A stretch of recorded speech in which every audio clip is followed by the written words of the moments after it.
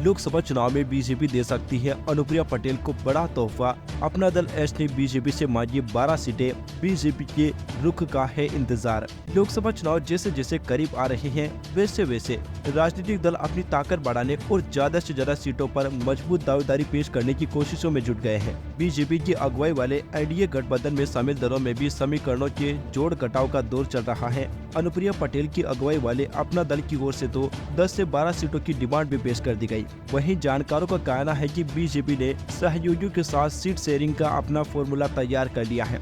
जल्द ही इस फॉर्मूले के आधार पर सीटों का ऐलान किया जाएगा। इसी बीच अपना दल एस के प्रदेश अध्यक्ष राजकुमार पाल ने 10 से 12 सीटों की मांग रखी है। राजकुमार पाल का कहना है कि प्रदेश अध्यक्ष होने के नाते वो ये मांग रख रहे हैं। उन्होंने कहा कि 2014 से 2019 तक लगातार ईमानदारी से बीजेपी के साथ सफराना के आधार पर वह 10 से 12 सीटों की भागीदारी चाहते हैं।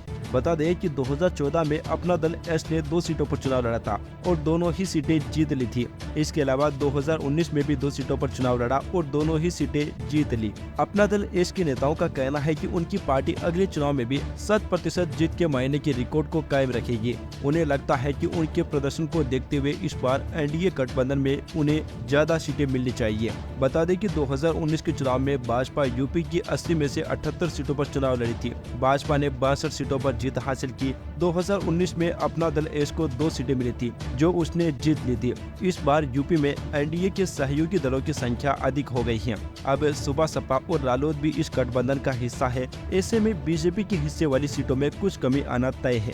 Subscribe now and press the bell icon. Never miss an update.